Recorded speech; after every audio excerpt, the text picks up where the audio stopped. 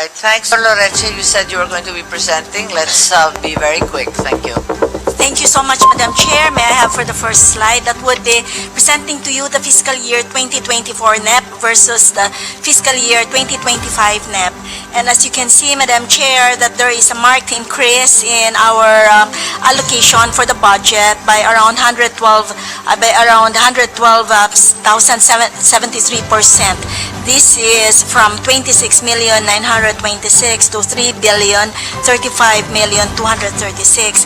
That will account actually for the expanded centenarian cash gift and the centenarian. Yes, we're aware of that. We sponsored it. Thank you. Yes, so that will show our NEP.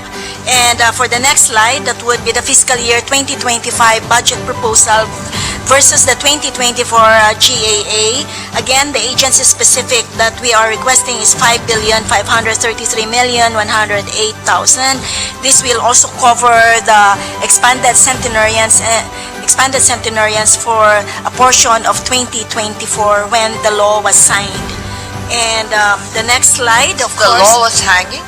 On March 17 of 2024, because 2025, Madam Chair, the budget that was given to us will cover January 1, 2025 to December 31, 2025. But when the law was signed on March 17 of 2024, there was no provision for the expanded centenary cash gift. That's right. Laws are not known to retroact, however. Yes po. So, kaya po yan naka-reflect lang po dyan, just in case na i-consider po ito.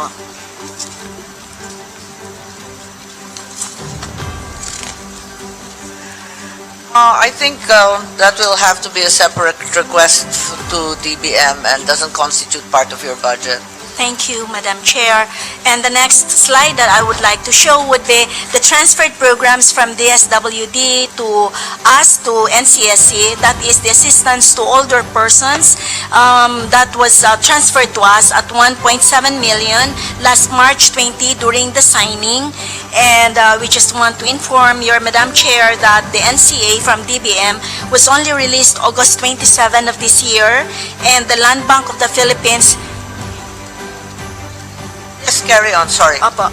And the Land Bank of the Philippines issued the check booklet for us to be able to disburse the assistance to older persons just most recently, September 24. That's why it will be reflected there that our utilization at 518,334.14 is the only amount that we have disbursed to the OSCA FESCAP meetings and the institutional support to NAPSI. However, with the release already of the check booklet from Land Bank last week, then I believe that we would be able to utilize the remaining 1.4 million from the assistance to older persons. The next slide.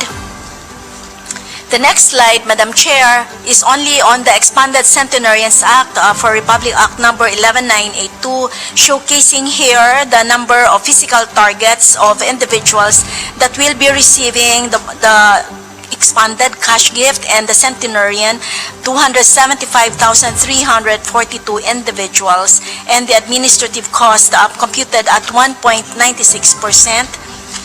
The next slide, of course, will show how the allocation and breakdown of the cash gift, including that of the administrative cost of 1.96%. Next slide. I think I would like to show, of course, the financial performance. This is a historical fund utilization. Yes, we're aware of that. How long is this presentation? Is there much more? I think there's only 2 more slides, Thank Madam you. Chair. Okay, please proceed. So this is a historical fund utilization showing an average of 53%. But the next 2 slides will, of course, show how we are today. That as of June 30 of 2024, we were able to utilize 43% of our budget, and as of September 30, 2024 to date, we are already at 59% in our budget utilization. The subsequent slides will only show us the catch-up plan summary, but I want to focus on the hiring status because this is one of the milestones. We target that by October 30, we should be able to fill up all plantilla positions around 93%. As of September 24, we have filled up 182 of the 320, which is 57% already. So I think, Madam Chair, that is all there is for our presentation. So, my records don't match yours. You are saying that from 2021 to 2023, you had a utilization rate of 53%. That's the average utilization, Madam Yes, Chair. but as of June 2024, you only utilized 43%. As of June 30, 2024, Madam Chair, that was June 30 only, but as of today, September 30, our utilization rate is at 59%. I think the rightful cutoff is December 2024 for the budget of 2024. As of December 2024, what was the utilization rate? Dr. Abad, please. Yes, good afternoon, Madam Po. Chair. Let me just explain po that their utilization as of December 2023 was only at 52.86%. So when they reported a 42.72% as of June 30, it can be thus considered as a marked improvement already, considering that's already first half of the year vis-a-vis the 52.86 annual BUR in 2023, Madam Chair. Okay, thanks. Therefore, as of today, do you have any improved numbers Yes, from June yes, Madam- 2024 yes, to Madam the Chair. present? As of today, So from January 2024 until today, we have what's the already... utilization Our rate? It's not utilization, 43. our utilization rate is already at 59%, Madam September? Chair. As of September 30. Have 49%. So, paano naging 53? Nadagdagan na mula sa submission ninyo? Opo, Madam Chair, as of September 24, we have already 182 plantilla positions filled up, which is 57% out of 320 that is allocated to us, Madam Chair. Can you enlighten us on the assistance to older persons, the ATOPS? What have you accomplished? How many beneficiaries? What are you giving? It's a program that we're not very well informed about. You mentioned earlier something about the land bank giving you the checks finally, and that therefore you will be able to disperse with greater expediency. Yes, Madam Chair.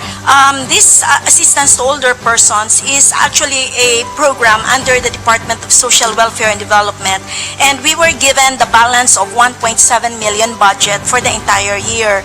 We had the MOA signing sometime in March 20, and since this is a trust fund, we really need to process this separately, and the NCA was only released to us August 27 of this year, and our checkbook for us to be able to issue the payments for the claims fund will have to be via from DSWD again to the Bureau of Treasury, and that has to be transferred to us, and so we had So to process. it goes from Treasury to DSWD muna? Galing po ng DBM yung release para sa amin po. Nabanggit mo DSWD? So, Opo, galing po kasama sa pa rin ang DSWD. DSWD o Opo, hindi sa na? kanila po galing yung fund na yan, Madam Chair. Nasa DSWD pa rin ang pera? Hindi na po, na-transfer na po sa amin. Bago lang. Bakit binabanggit mo na from Treasury pupunta pa sa DSWD? Kasi po, continuing appropriation po siya, Madam Chair. Pero diretso ang release ng DBM sa inyo, di ba? After Wala nang going- DSWD para Wala sa na po, sa amin na po 2025. yan ngayon. Nasa Opo. inyo na yan eh. Opo. Oo, yeah. Oo. In August 27 po, nasa amin na po yan. Please give us the general terms of those guidelines. What in general? It's really more of assistance to the various organizations for senior citizens, support for their meetings. Oh, it's for the organization. Yes po, it's not direct giving to the individual I see. older Support person. to the organizations. How many Yes. ang nasa... Yung pong accreditation is still being performed by the DSWD. Kasi yung pong standard for accreditation, yun po yung isa sa ayaw nilang ibigay sa amin because we don't have the training. So yung pong registration, yun yung aming ginagawa ngayon. Bakit We just kayo have to register. nakakapagbigay ng ATOP kung hindi ninyo... Hindi man po ma'am required yung accreditation sa ATOP. Doon po sa guidelines ng DSWD for ATOP, hindi po required yung Di ba dapat i-align yan? accreditation. Di ba dapat i-align yung registered? Otherwise, ba't ka magre-register? Kahit hindi ka mag-register, makakatanggap ka ng tulong eh. Anong silbi ng accreditation and registry? Dun sa provision ng RA 9994 on the appointment of the OSCA head, ginamit kasi dun ma'am sa IRR yung word na accredited by the DSWD. Ang problema is that Yes, the but the DSWD does not IRR accredit. cannot amend the law, no? Yun nga po ma'am yung sinasabi namin. Kaya yung DSWD, when they gave us the ATOP, nakalagay na po yung pupuntahan because So, this will spend... sino-sino? Again, let's go back to the first question. Sino-sino ang binibigyan ng ATOP? Sabi nyo, EFSCA, NAPSI? FESCAP, Madam Chair. FESCAP, the FESCAP, this is the Federation for Senior Citizens Association of the Paano yung mga Philippines. OSCA? Meron po tayo, Bakit yung EFSCAP lang? Bakit wala yung OSCA? heto po kasi yung binigay sa atin na guidelines po na tinransfer ng Binigay? ng DSWD po kung sino yung dapat bigyan nung ating ATOP na tinransmit nila na 1.7 million. So EFSCA, walang OSCA. meron po kami ngayong dinagdag dyan, Madam Chair, which is the use of the ATOP fund in empowering the various Office of the Senior Citizens Affairs or OSCAs in Kaya the nga. matter of trainings, leadership, governance po. I still don't understand why we cannot align. Don't you think it's a good idea to align the accreditation of senior citizens organizations with the endowment of ATOP assistance? Di ba dapat naka-align yan? Dapat po. That should be the case, Madam Chair. Since it's being transited na to your office, sana magawa ninyo ng paraan. How many senior citizens are actually in your registry? Or do you have a registry? The last time we talked, it's all PhilHealth. If you look at the online registration po natin, if the online registration, that's already almost 7 million registrants there, 6.7 million plus. But in terms of the master list, for those who will be for the expanded centenarian cash gift and centenarian, we believe po that based on the physical targets from PSA, we are almost approximately near that number. So if No, the wait. PSA... Never bag muna yung e-centenarians. It's a different story. Opo. I just need because the e-centenarians only involves the seniors every 5 years. I'm talking about the whole universe of senior citizens. Sabi mo, online 7 million, which constitutes how many? In Of the total PSA, di ba nasa 11, 12 million yan? That's around 60%, Madam Chair. Okay, 60% lang. Opo. Ilan dapat? Kung titingnan natin po talaga yung 12 million based on PSA, then we should be able to reach 12 million. But apparently there are... You only register online, walang in-person sa mga bara-barangay? Meron po, Saka sa Madam LGU. Chair. Kasama po yan sa mga OSCA at saka sa LGU. How do you intend to expand your database to encompass all 12 million? Kasi kung puro online, mahihirapan talaga. What we're doing currently, Madam Chair, is really to coordinate closely with OSCA and the LGUs. So yun pong mga LGUs na wala pong capacity to be able to transfer the hard copies of these applicants po.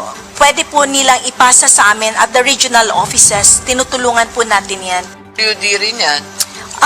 Parang PWD listing ng LGU na lahat na lang may PWD card. Meron naman po tayong people on the ground. Our team are on the ground to do some How many employees cross-checking. do you have? Per region po natin, we have around 2 focal persons for this. My goodness, that's almost nothing. Yeah, I don't think they'll be able to verify all 42,000 barangays. That doesn't seem like a very practical or realistic But with the addition po kasi, Madam Chair, for the implementation of the expanded, we will be hiring additional COS po kasi. And we believe that by doing that, we would be able to expand further the number of persons who will be gathering the data on the ground po.